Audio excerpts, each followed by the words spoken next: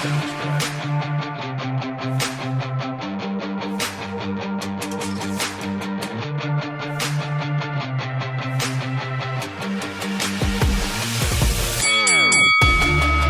Realm family, to another episode of Wrestling with the Realm podcast. I'm Brian, one half of the Power and Glory of Wrestling podcast, and on the other side, he is the Hercules to my Paul Roma. He's my guy, Will. Will, what are we talking about? Guys, we have Clash in Italy. But before we get into our first match, while you're here, like and subscribe to the channel before we start our first review. All right. I'm going to give you guys like 5 seconds to do that. Actually, I'll give you a 3 count. Brian. Yep. 1, 2, 2, 3. Ooh, we got no it. kickouts Right. at 2. You hit those buttons, hit all of them. Like, Hit subscribe, hit all. All right, Brian. Now that we got that out the way. And let's give everybody a quick rundown for anybody who's new on these reviews. Will and I, we're going to give each match a thumbs up or a thumbs down, and then we're going to say if we'd watch it again or not. And then at the end, we're going to go and we're going to tally all that up, and based off of that, we're going to be able to see if Will or I give this pay-per-view a thumbs up or thumbs down, and if we'd watch it again or not. Which means I got to get out my handy-dandy Wrestling with the Realm notes notebook so I can keep the official count, because I think this is going to be an interesting one. It is going to be an interesting one. And while you get that out, Brian, I think I might run us through the most interesting of the matches. Our opener is a doozy, guys. We have the champion Cody Rhodes versus Gunther. And the worst part is, guys, is this isn't a bad match. It really isn't. You can't have Cody Rhodes and Gunther in the same ring and have a bad match. But there's 2 things about this match that are I'm going to show my hand right away. This is a thumbs down, and I'm not going to watch it again. And that's because I want to say what I'm going to say quick about the match and then go into the actual booking decision of doing this match. You have Cody Rhodes and Gunther go out there and only wrestle for 9 minutes as the opener. Every single match is longer than this, and it's longer by a significant amount. Now, I'm not saying that the other matches are necessarily bad, but this match deserves more time because it is the belt, and it's supposed to be treated as such. But now it's opening shows, and you're giving it 9 minutes. Yikes. It really feels like a mid-card championship at this point. And that's unfortunate because Cody Rhodes is subject to bad booking once again. And it is something we talk about on this channel all the time. And it makes me want Cody not to be champion. Put him somewhere else. But more importantly, you have Gunther take a shady pin in this match where his foot is under the rope. And it makes me think, if you're going to do this ending at the end of this match, why do the match at all? Yeah. Why? It makes no sense. We are way too early on this. And you have Gunther taking pinfalls when Gunther's next matches and like at SummerSlam or at WrestleMania, and the names you're throwing around is Oba and Brock Lesnar, and he's taken losses after he's retired AJ Styles, John Cena, and I guess Goldberg, but who really cares? I retired Goldberg, Brian, but that's besides the point. But he retires the GOAT, and he loses to Cody in 9 minutes. Like, it just makes no sense what they are doing with Gunther, and you hate to say it after a dude takes 1 loss. We'll get on to something later in the show where a guy everyone thinks shouldn't take a loss takes a loss. But Gunther really shouldn't take a loss. He made John Cena quit, and now he's out here not even a year later taking a loss in his first championship match since then. Yeah. I'm not saying that, like, down the line, Gunther couldn't take a few losses this year, but he needs to be built strong. And him retiring and being the career killer, beating Seth Rollins at WrestleMania, and then taking a loss in his first title match since then is baffling. The booking of Gunther is absurd. The booking of Cody Rhodes is lazy, and that's what this match felt like. Lazy booking. They were like, what are we going to do for this one? Well, we can have Gunther take a loss, but let's just have his foot be under the rope so it's controversial. Like, they're just making it controversial for the sake of it being controversial. Yeah. There's no thought put into it at all. That's why this match, Brian, for me, is a thumbs down, and I am not watching it again. Brian, what are your thoughts on this match? Man, Will, I had a lot of thoughts on this whole pay-per-view because I really had to break it down. Kind of the way that you were saying is that this is it's a really weird pay-per-view because on paper, all of these matches should be good. Everybody involved on this are good workers. And once you start getting through the match and you go, yeah, there was nothing wrong with any of the matches, but the booking, I'm scratching my head. Like, there's a couple where it doesn't really matter. There's one where I can kind of see what they're doing, and then there's two where I go, I don't know what the hell you're doing. You just buried Gunther. I don't care if you want to do a schmaz finish and you want to say, well, we don't want to take the belt off of Cody for reasons. And we know we have to still make Gunther look like he's still a little strong. So we'll have a schmaz finish. We'll protect him a little bit. And we'll have his foot under the rope so he can make that argument. And we can go on from there. So basically, you did nothing. So, all right, here's what we're going to do. I want to get to Italy and Gunther and Cody. I want you guys to do nothing. Nothing. You want us to do nothing? I don't understand what nothing is. I want you guys to just work your match, and I want nothing to happen. Like, what the hell kind of booking is that? Like, if that's your idea, is that here's what our finish is going to have to be, then don't have the match. Just don't do it. Because at first, you can watch it and you go, oh, okay, they protected Gunther and this isn't going to hurt him too much going forward. But then when you stop and think about it for 2 seconds, you realize how stupid it is. It makes no sense. Why did you even do Cody and Gunther if you weren't going to take the belt off of Cody? Now is your chance to do that. Get the belt off of Cody. He's just as interesting, if not more interesting, when he's chasing.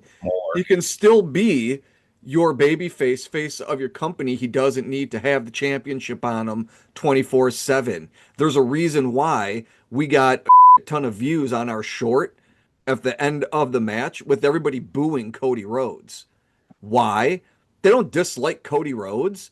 They're sick of him winning all the time and being feuds, programs that amount to nothing. He had one good feud since he's been champion, since he beat Roman many moons ago, and that was the Kevin Owens feud.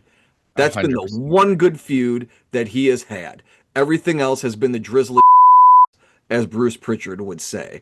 And it's time that we all start saying it. In the words of John Locke from Lost, we're not the only ones on this island, and we all know it.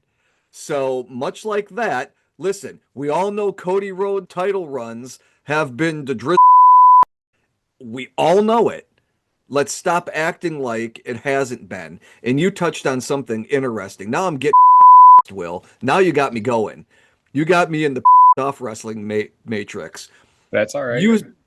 You said it in your opening that this is supposed to be the championship. Like, this is the WWE championship. This is the one that was, came from Roman and everybody before. This is the one. It feels like nothing. What Seth Rollins started and CM Punk and Roman Reigns did is they made it's so funny, by the way, too, that Roman Reigns is like, yeah, I guess I'm going to have to win 2 of them again in order to make them important. Because the one championship that Roman Reigns made important, that Cody had to beat him for, has been relegated to being meaningless. All of a sudden, the one that Roman Reigns has, again, is the more important one. And it's not just because of Roman, it's because of everybody before and how they've booked the stories for that. It seems like it means more. God, how do you drop the ball that hard?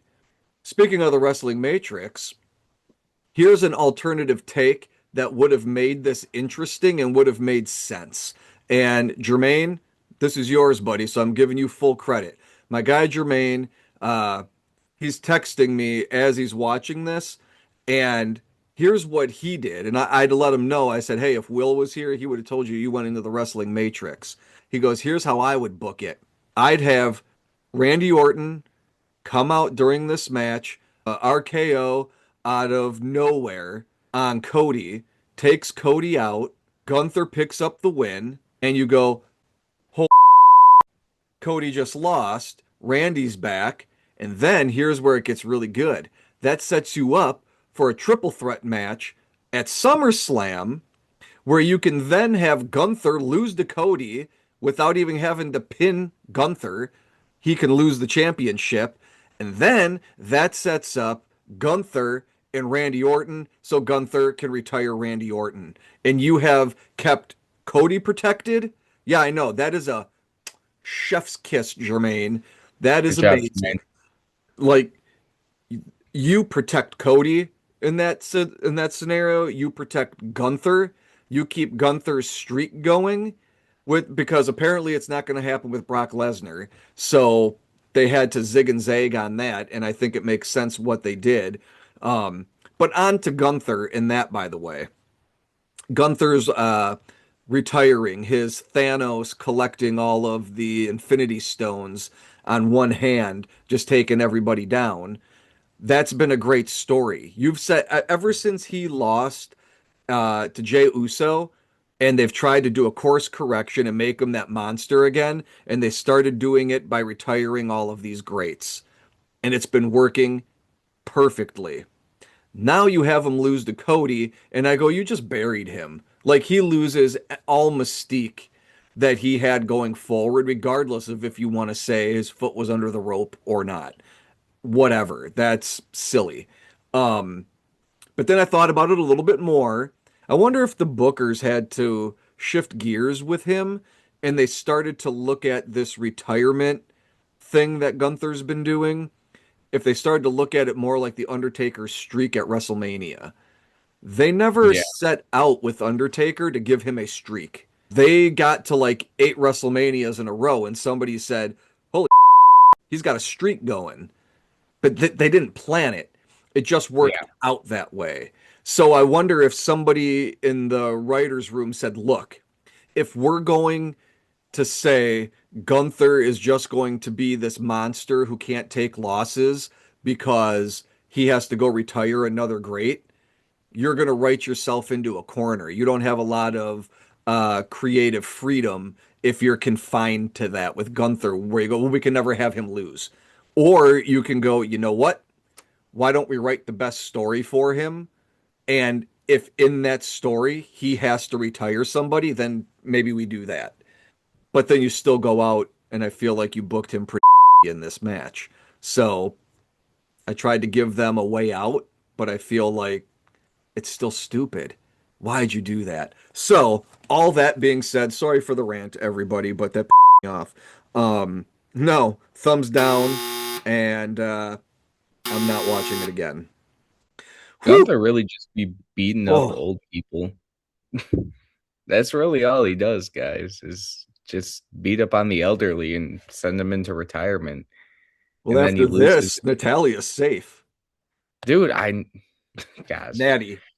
Oh, Natty, you live to see another year in the WWE. I like to joke about Natalia and all that stuff. I kind of like Natalia now. She Yeah, knows what she's doing, so she's not my style, but she also seems like she does a lot of work with a lot of the wrestlers and that kind of stuff. So I'll tip my cap to you, Natty. there you go. Look at How that. kind of you. Look at that. I'm back. I was so angry, and now I'm back. And he's back now. Yeah. All right, Brian. We gotta continue from our WrestleMania review. We have a rematch of the WWE Women's Champion Rhea Ripley facing the Mm-hmm. challenger Jade Cargill. And you want to know what? We said it last podcast, and I'll say it again. And I don't know if it's just these two have good chemistry together, or if Jade Cargill's getting a little bit better in that ring, or if it's a mixture of both. But it's the same beat points we talked about last time. Jade Cargill's getting better in the ring. Her Mm-hmm. power stuff looks good when Rhea's selling it. Yep. Rhea is actually able to make Jade look much stronger, and she's able to make Jade look like that powerhouse. Also, at the same time, Jade doesn't do a bad job selling for Rhea in either one of Right. these matches. I actually enjoyed this match a little bit more than their WrestleMania match. The only thing that would make me kind of refrain from that is, I'm not the biggest fan of interference, but the Mm-hmm. interference actually makes sense in this match. Yes. And guess what? On top of it, you have a little directional pointing of what the future is for Jade Cargill, because in this match, there's a moment between her and Charlotte Flair, Mm-hmm. and I feel like that's where they're going. And you want to know what? I love it when you can build some storylines that hook people in, and guess what? You don't need to do it, a championship. Yep. And this is kind of the point we were talking about earlier with Cody. Your top stars don't always need a championship to have compelling feuds. And I am compelled now because I want to see if Jade Cargill continues to, one, put on good work in the ring, and Mm-hmm. if her and Charlotte Flair can build a good feud together. So, for that reason, I'm going to, give this match a thumbs up. And you want to know what? I said it last time with these two. I do like their matches, so I would go back and watch this one, Brian. So Wow. I'm flipping my tone a little bit on this pay-per-view. And you want to know what? That's why you say oh, sorry, I called it a pay-per-view. PLE. I This did it too PLE, this whole time. I know, it's all right. This PLE is so hard to grade and decipher if you like it or not, because there's just is a roller coaster. And even this match had its moments at times. But you want to know what? This match is a thumbs up, and I would watch it again. Brian, how do you feel? You're not wrong. This Jade Cargill again has gotten better since WrestleMania. You're right that their chemistry, I don't know if it's just Rhea is getting more out of Jade or if sometimes people when you put them in the ring together, they just work well together. Bret Hart and Shawn Michaels. Even Bret would tell you that. Well, I'll tell you, there's nobody better who's in the ring than Shawn. He's probably the most talented person ever who's been in the ring. He's not a better wrestler than me, but he was just such a back in the day. He's better now though. I've been watching a lot of Bret Hart and Shawn Michaels stuff. Um, I love that. but they always worked well together. You could put those two in the ring and it's like, yeah, you're gonna see a good match.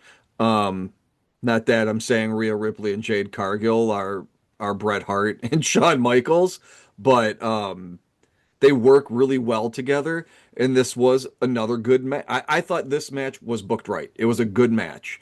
This is their second good match in a row that they've had.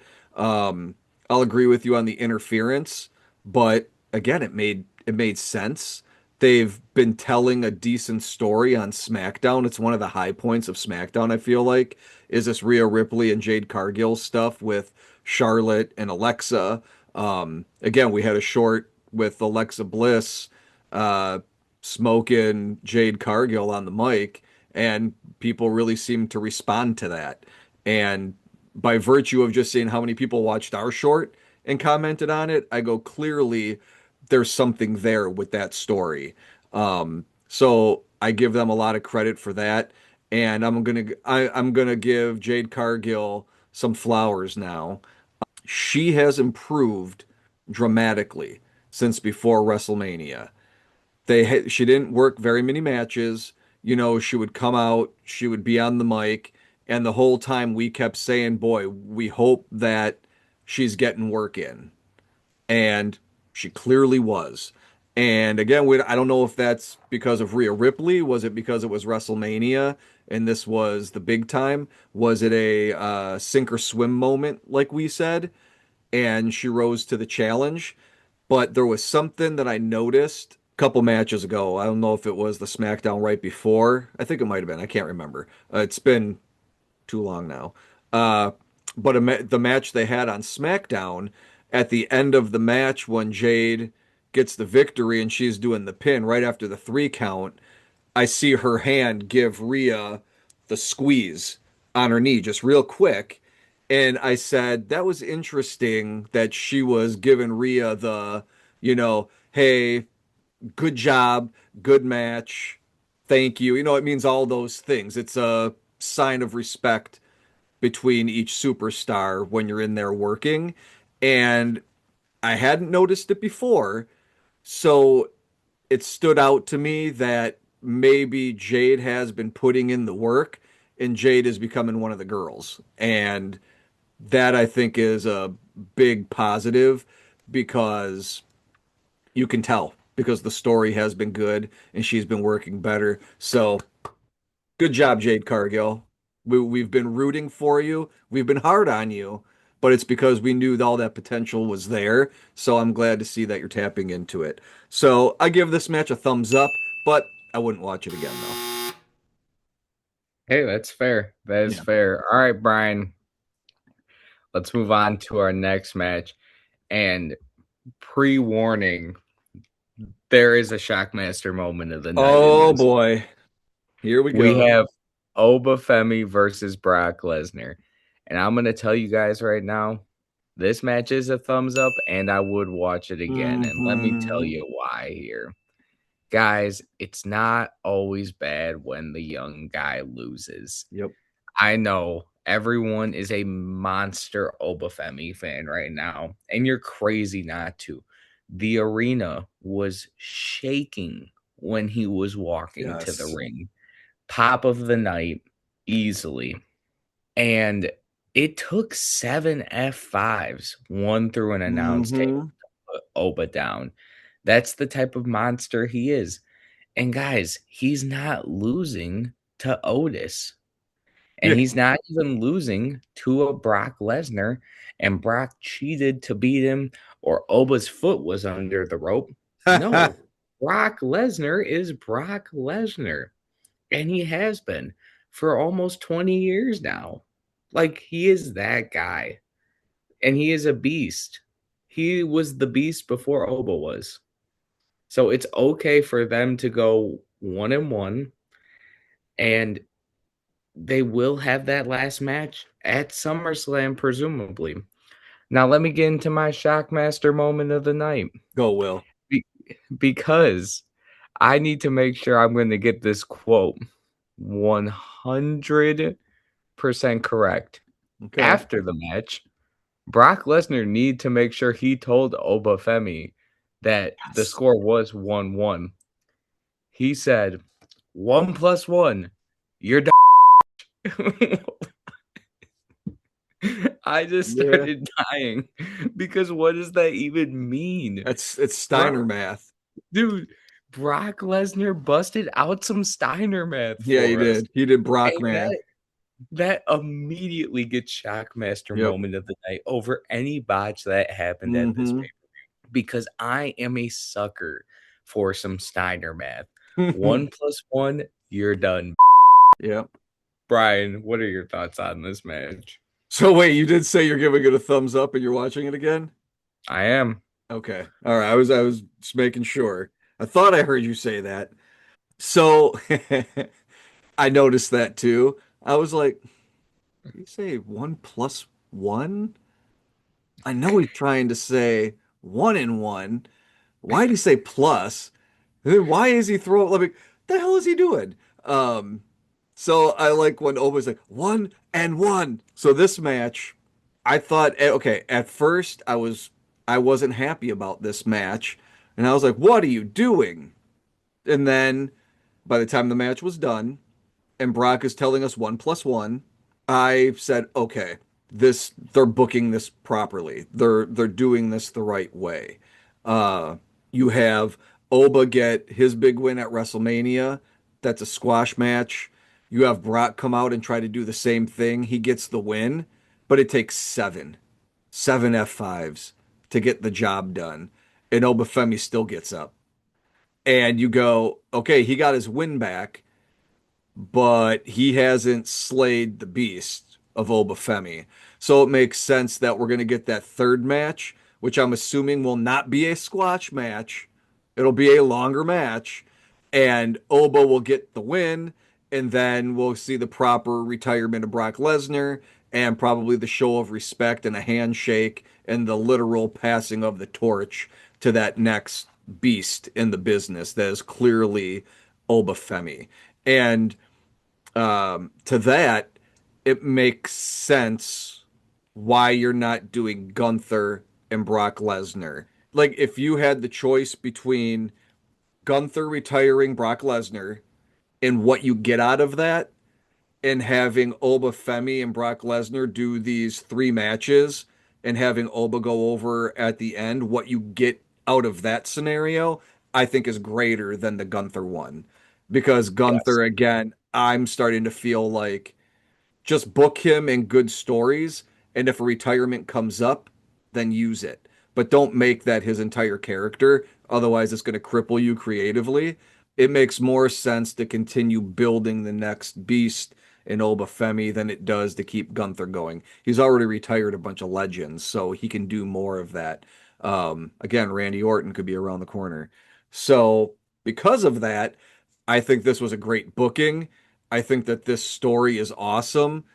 People love this. Like, people were ready for it at WrestleMania, and they were ready for it here. Obafemi is over, and everybody is with it. Like, it's kind of Yeah. amazing between he and Trick Williams how quickly they've gotten themselves over, which is just a testament to those two guys. Like, it's amazing work, and they both feel like they both feel like throwbacks from my beloved late 80s and early 90s. Like, I feel like both of them could have existed in that universe. Uh, and I'm down with that. So because of all that, I'm giving this match a thumbs up, and I'm going to watch it again because before SummerSlam, how are you not going to be able to watch WrestleMania, this match, before you watch that one? I mean, come on. You have to do that. Absolutely. I could not agree more. So these two guys, like we've been talking about putting a championship on somebody or not having a championship on them, Obafemi and Brock Lesnar are proof you don't need a championship in a feud to have it work and be over. And when I think back to the 80s and 90s and all of the feuds that we've had when we watch these retro rewatches, everybody go check those out on our playlist, retro rewatches. We got all the good stuff you guys are thinking about from back in the day. Um, but when we do those, and there's only tag championships, an intercontinental championship, and the world championship. Three. There's three championships, and there's 16 matches on the card. So you have to come up with story somewhere. In a lot of those really great feuds, Jake the Snake Roberts and Rick Martel, no championship in there. There's nothing there. The Undertaker rarely had the championship back in the day. You Hmm. you didn't need it. You could tell other interesting stories with him. So I feel like sometimes today having all the championships, I get why they do it, but having them, I feel like it messes up a lot of feuds because I feel like they don't know what to do to make it interesting if there's not a championship involved that they're fighting for. So I feel like that hampers, I think that cripples creativity. Oh, I busted it out again. By having so many titles, but I know that's never going away. But Oba and Brock are proof you don't need a championship to make a feud good and get it over. Agreed, Brian. I couldn't agree more. All right. Well, to not burst your bubble on non-championship feuds, we do have another championship match to talk about. We have the challenger Sol Ruka winning her first singles championship on the Mm-hmm. main roster versus Becky Lynch.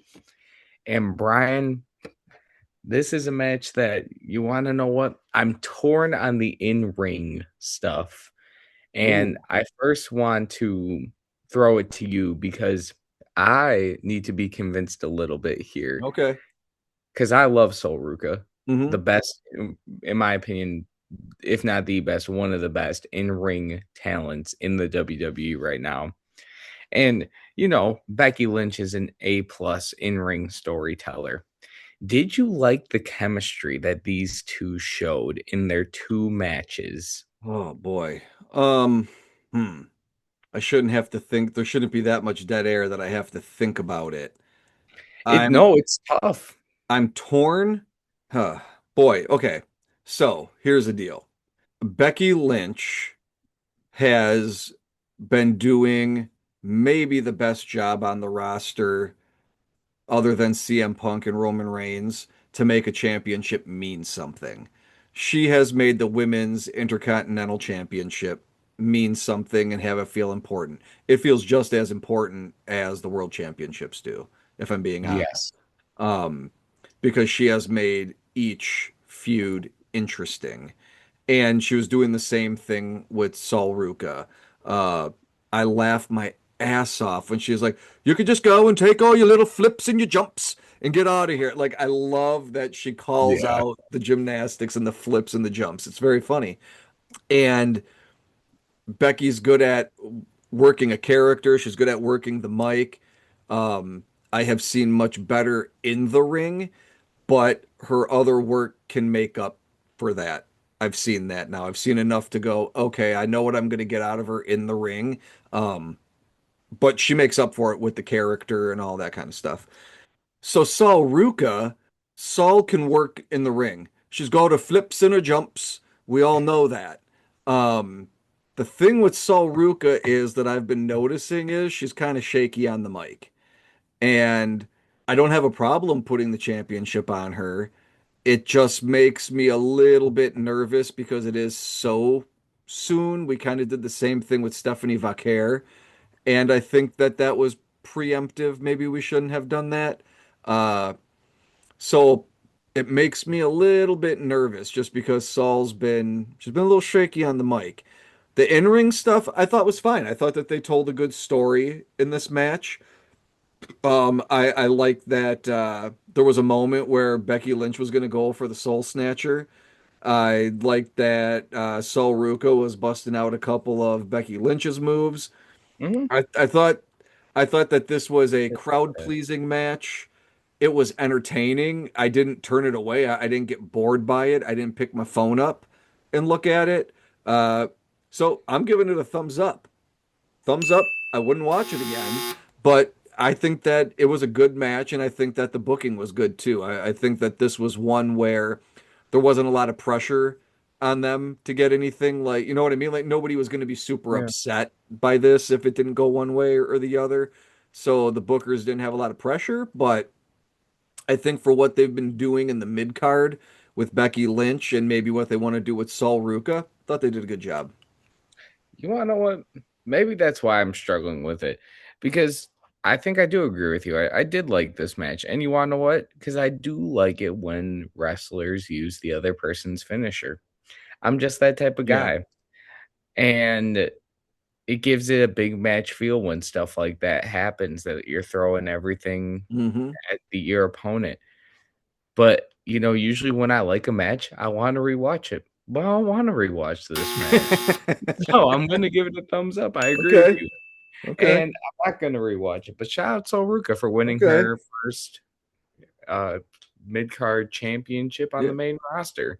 Well, Well let's not deserved. downplay it. It's her first championship on the mid on I almost call it the mid roster. Okay. Sol Ruka, you're a mid carder. There, Jesus, we said it. Like I feel so Yeah. bad. Sorry. We both kept saying it inadvertently. It's her first championship. Yeah. Main Yeah. My roster. bad, Soul Ruka. We're not That's what trying to we want. on you or anything. No, It's a we huge wouldn't do accomplishment. that. You beat a Hall of Famer. So, Hmm. It's not just Becky Lynch saying it either. Sports Illustrated is saying it. The Bleacher Report is saying it. Yeah. yeah. All right, Brian. You ready to talk some tribal combat, man? Oh, this one I think is probably going to be our hottest of takes. I think so as well. Brian, we have the tribal chief Roman Reigns defeating Jacob Fatu in tribal combat. And I do want to say this. This is not a bad match. I enjoy an Extreme Rules match. Let's call it what it is. It's just two Samoan dudes in an Extreme Rules match. So we're gonna call it tribal combat. And it's a it's a it's a I would say a great in-ring spectacle from the two. And I actually enjoy this much more than their last match. And that's because it did feel like there was more on the line. Although last time I'm pretty sure the consequence was he had to acknowledge Roman Reigns, but then he wouldn't do it, and then now they're doing it again. And Roman wins clean in this match. And I don't hate the ending, the spear through the table. I mean, there were so many cool spots in this match, and Jacob Fatu is a beast in the ring. And that's my problem. That is my problem right there. Jacob Fatu is a beast in the ring, and he just eats 3 counts from top stars. And that is the frustrating part. I'm starting to feel even more so than a Gunther, directionless about Jacob Fatu. And I'm struggling to figure out what they are going to do with him. And unfortunately, I think he's going to fall into that right-hand man role, that Jey Uso role. And yes, Jey Uso is also a part of the current bloodline. And yes, that means we are heading towards a Jey Uso versus Jacob Fatu feud heading into SummerSlam. And I don't care for it. I'm telling you right now, I don't care for it. And I don't want to watch a super kick fest. And yes, that means Jacob Fatu is going to pin another fringe main event guy. But when he gets to the mountaintop, this is what we see and this is what happens. And it's kind of discouraging, man, because I'm a huge Jacob Fatu fan. Did I want him to beat Roman Reigns? No, I want Roman Reigns to hold this belt for a little bit longer and maybe go face Obafemi at some point. Like, there's so many dream matches we still need to check off the list if this is Roman's last run. But why is Jacob taking so many pins in the process? And also, why are we spending so much time back in the bloodline vortex? When he beat CM Punk, I was so excited. I was like, we are going to get so many matches. He's around all summer long. And we are going to get so many new feuds that we didn't get to see before. And he looks at Solo Sikoa after the match and the MFTs and go, I'm going to get his ass next. Oh, great. I don't care. I don't care. I've seen you get him a million times, Roman. Why is he still lurking around? Nobody wants to see it. Nobody wants to see it. We are back in the absolute swing of the bloodline vortex, and it feels like ever since 2023, we cannot leave it. We just can't. Honestly, even before that, that's just when I got back into wrestling. 2020, we've been in the bloodline vortex, and we have not been able to leave it because it just comes back to the same feuds over and over again. That being said, the match is dope. Even though I don't like the ending, it's a great match, and I would watch it again. So I'm going thumbs up, and I would watch it again. Wow. I was not expecting that. Sometimes you have to disassociate the booking itself from the actual in-ring work, and this match is actually so much fun. Like, oh my God, Will, you were just like, listen, I went to the restaurant and I said, I'm ordering filet mignon and a baked potato, and it came out and it tasted like dog. And the potato was hard as a rock, but you know what? I eat it again. I would Yeah, eat that again. Like, exactly. That's it was good, and and I'd eat it again. that's why this is my hottest take I've had It in a is. while. Oh Because you want to God. know what? I'm tired of this. I'm so tired of it. But you want to know what? I fucking Oh man. love a Roman Reigns match, dude. I love it. The big match Oh feel, God. especially with this awesome crowd, like they made this Oh match feel man. so much better than it actually probably was. And then like the announce table broke. There was table spots. They were hitting each other with chairs. Jacob Fatu, when I love it when he throws somebody up in the air and he Yes. catches them with that Samoan drop. He has an A+ level super kick. Oh my gosh, when he threw Roman up for the Samoan drop and he came down with the Superman punch, Yes. holy Yeah, that was crap, great. that was great professional Yep. wrestling. And you wanna know what? That's why I'm able to take my feelings outside of it and be like, "Man, I really did enjoy watching this match, and I totally would watch it again." Wow. So, Brian, now that I'm done with my confusing Wow. opinion on this match, give us yours. It was the it was the worst thing I've ever seen, but I liked it and I want Like, more of it. yeah. That was awesome, Will. That was like my favorite that you've ever done because I had no idea. You were talking Yep, so much yep. and then we're like, It's yeah, just the but it's booking, good. man. The booking Oh my sucked. God. Like that's me. It was like some Liv Morgan stuff. Although, see, but her stuff doesn't suck. So there you go. Yeah. That would never happen. You know, Mhm. people just keep downloading that song. Just everything's coming up Liv. Um, hopefully this little bad boy is coming up Liv. Yeah, that's That's right. for at the end. Um, uh, what was it? That was Rhea Oba. Holy okay, boy. Uh-oh, I'm just looking at these notes for just keeping track of our wow. There is a lot to unpack here for this match. So I will say all of the in-ring work in this match, top notch. It was great. Yeah. It was entertaining. I was into this match.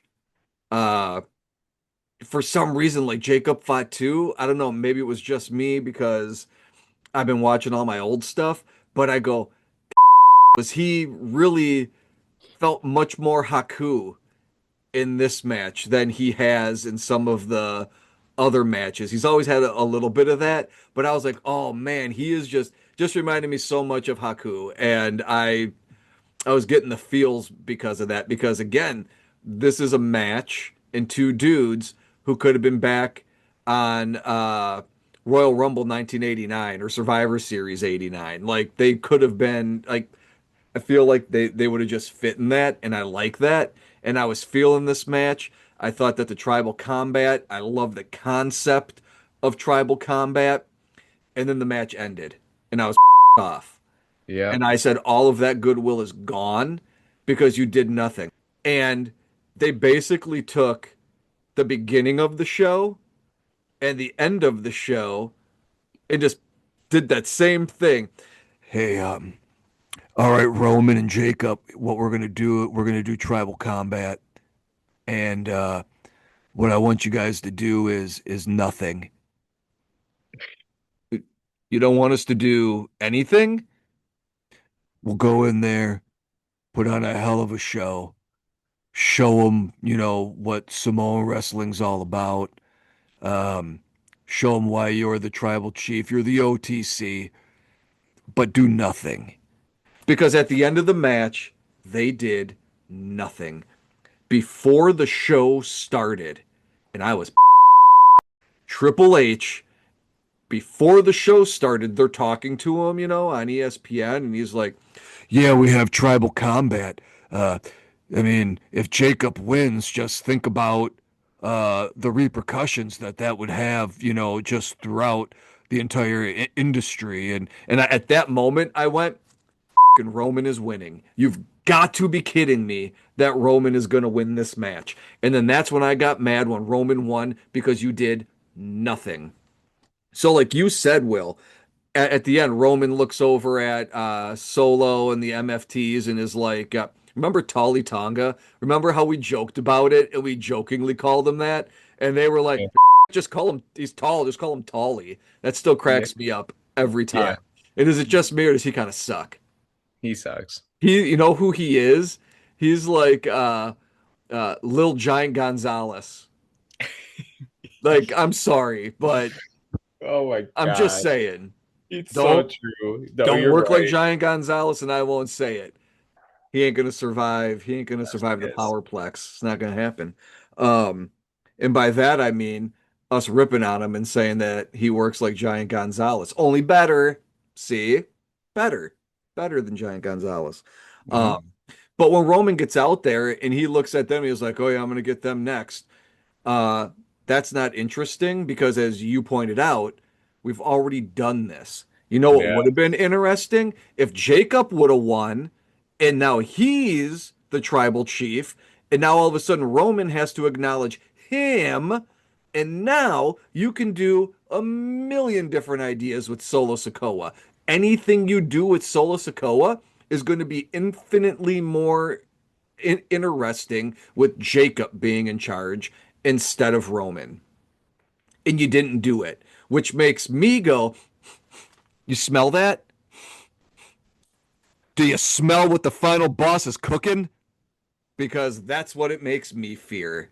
I smell Dwayne. Ooh, I smelled. You smell that? No, I, that I smell Dwayne. I smell him yeah, he's coming. because where is WrestleMania coming up? Well, it's not New Orleans because they screwed those people over. So that was great. Oh, Saudi Arabia. That's Money, right. money, money. Uh-huh. So we already joked about this. Go way back, everybody. Will and I have a video from like a year and a half ago where we were fantasy booking WrestleMania. Is at 43 now? No. 43. Holy um, we fantasy booked WrestleMania 43 based off of what we assume the Saudis are going to want, because they want it all. And they're going to want them some rock, and they're going to want them some rock and Roman. And well, we have to have the championship on Roman. He has to be the head of the table. Like, this just reeks of Dwayne Johnson. Maybe I'm wrong. I have not heard anybody say this. Dave Meltzer hasn't chimed in. So maybe it's true then if he hasn't said it.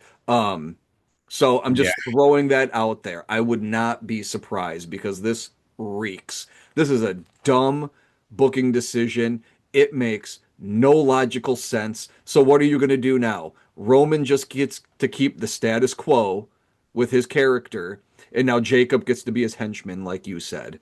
That is horribly, horribly uninteresting. I was so excited for Jacob to win and go, holy, what's going to happen now? Because anything could have happened. Instead, we're back to Roman being champion, kind of doing the bloodline, kind of not. Is he really a face or a heel now? Who knows? LA Knight is making it sound like they're pretty heelish still. Who knows what they're doing? It makes me mad. And for that reason, thumbs down. I'm giving the match a thumbs down, and I'm not watching it again. And you know what the crazy thing is? If Jacob would have won, I would have said big thumbs up, and I'd be watching it again because it would Yeah. have meant something. It would have been the beginning of Jacob Fatu's reign as head of the table. But instead, it's just like we did. Just go in there and do nothing. It's all I need. I just need you guys to do nothing. Thank, Oh thank man. you guys. You Yeah. you made it make sense for me right there. That's kind of how I feel Oh, about it, but yeah, I'd still probably go back oh. and watch it. Well, are you ready for some totals, Will? I'm beyond ready for some Because totals. I am so tickled pink that we're doing it this way because it's surprising every time. So, at the end of the day, everybody, for Will has 4 thumbs up for the matches and only 1 thumbs down, and 3 thumbs up that he'd watch it again, and 2 down, which means Will gives this pay-per-view a thumbs up and he'd watch it again. I probably wouldn't. Yeah. And for this guy, I have 3 thumbs up to the matches and 2 thumbs down, and 4 wouldn't watch it again, and 1 would watch it again. So for me, I'm giving this pay-per-view a thumbs up, but I wouldn't watch it again, which is shocking to me because I gave 3 out of 5 thumbs up on this thing, but it felt so negative. And then I realized because those 2 thumbs down are massive. It's your Yeah. 2 championship matches, your 2 championship storylines. So that's brutal. And that's why it sounded so negative for a pay-per-view that overall I'm giving a thumbs up. So this is an interesting pay-per-view. You know what? There may come a day when we are going to come back and maybe this stuff is going to mean more. But as of right now, I just thought their storytelling, oh, your 2 big important matches are what really soured this otherwise what could have been a great pay-per-view. Could you imagine if that Cody match and the Roman match had Oh different man, booking and different outcomes? Like we would be this thing could have been an all-time great pay-per-view. And we would instead, it's just yeah, a fart in the wind. we'd be talking about how pro wrestling's back Mm-hmm. if those 2 matches hit. Yep, But 100%. you want to know what, Brian? We need something to cheer us up. Yeah, we do, Will. Although And we Will, both we both seem pretty positive according to our thumbs up. It's just those big matches.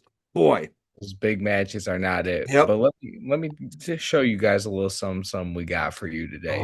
Oh I boy. know you guys are probably wondering or Oh. not wondering, and you don't give about how my Pokemon journey's going. I'm still in the game, but Pokemon cards are getting hard to find. There are 40-year-old dudes lining up outside of Best Buy fist Not fighting each me. other. No, Not me. not Brian, but there's dudes, and y'all know who you are. So we have to switch it up. We're switching up the game.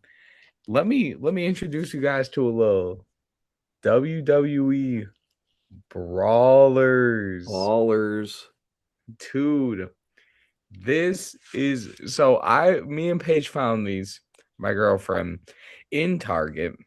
And spoiler, I already got 2 Cody Rhodes, and that's what I was looking for. And no, I did not open them inside the Target and see which one were Cody Rhodes.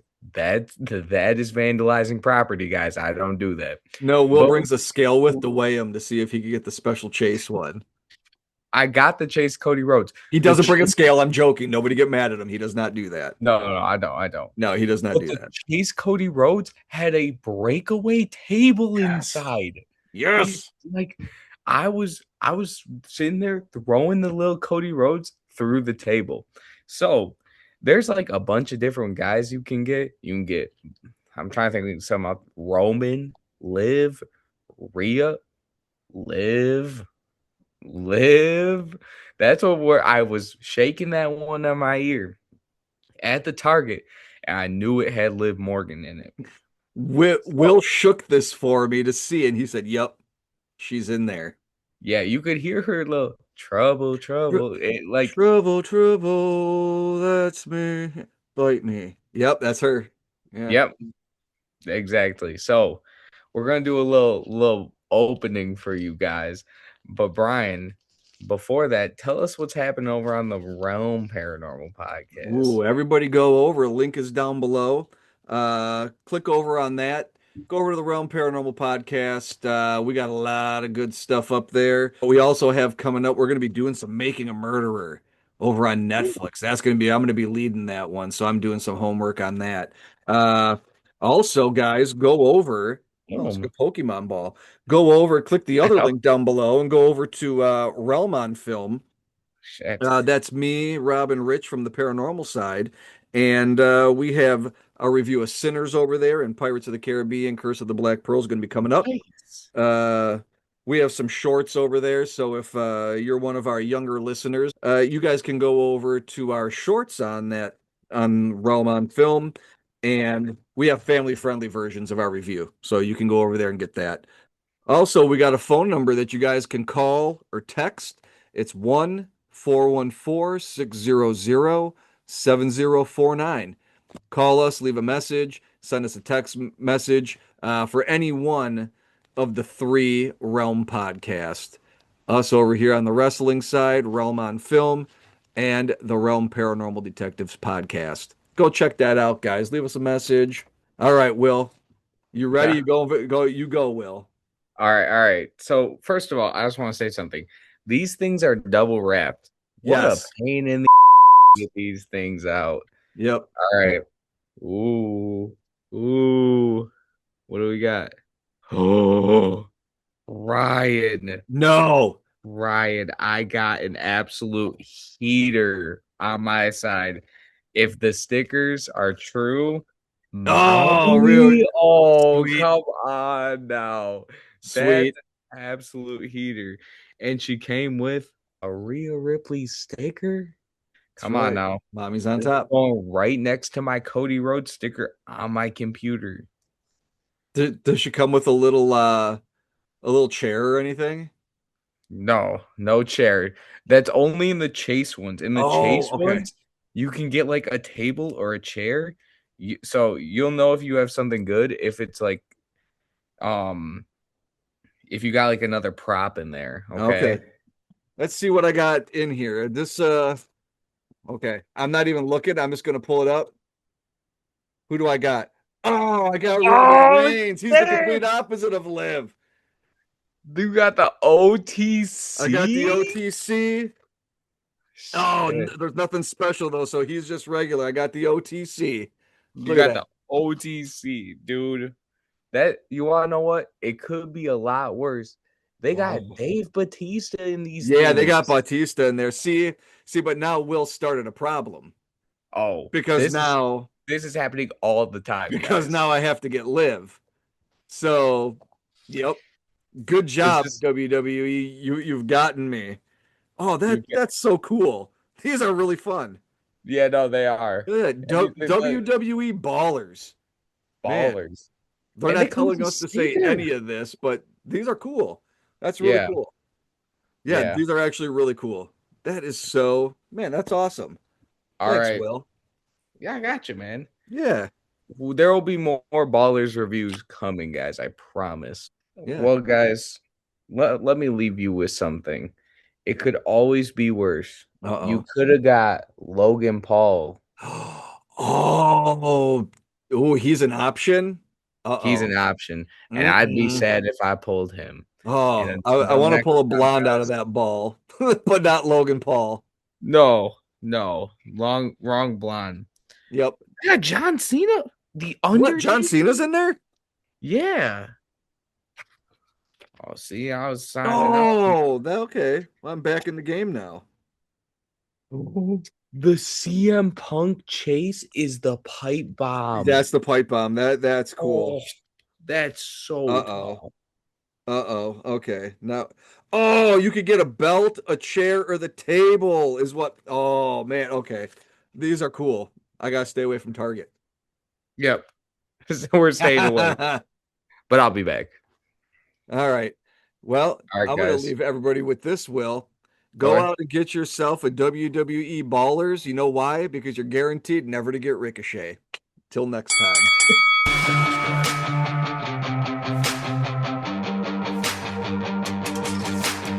Yeah, by the time you guys are seeing this blooper, it's already going to have been opened, and Liv Morgan's going to be in it. I can tell you how excited wait, what is that I hear?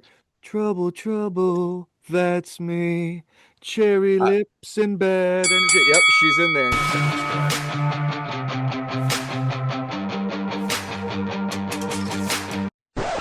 You want to know what? I was so blessed to get the Chase Cody and the normal Cody. I know Gunther's going to be inside of this one because I don't want Gunther. Yeah, because you were talking some serious too. You were like, yeah, they're all pretty cool. Well, except for Gunther.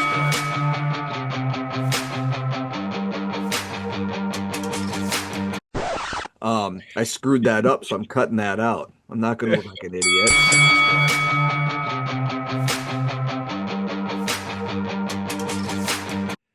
Somebody tell me I'm wrong. There's going to be somebody who's like, oh, he kicked your Is that what I said? I was saying Yeah. he works like Giant Tama Gonzalez. Tonga would probably kill both me and you. That's not what we're trying to say, Eh. but At the same time, I don't think so. we are power and glory, I guess. Hell yeah, man. We're gonna throw him up. We're gonna throw him up with the Powerplex. Herc is taking him up top. Paul Roma's coming off of the top with that big elbow. It's coming. Mm. Big big splash off the top.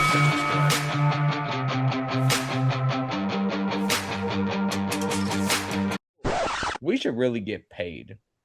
Yeah, I know.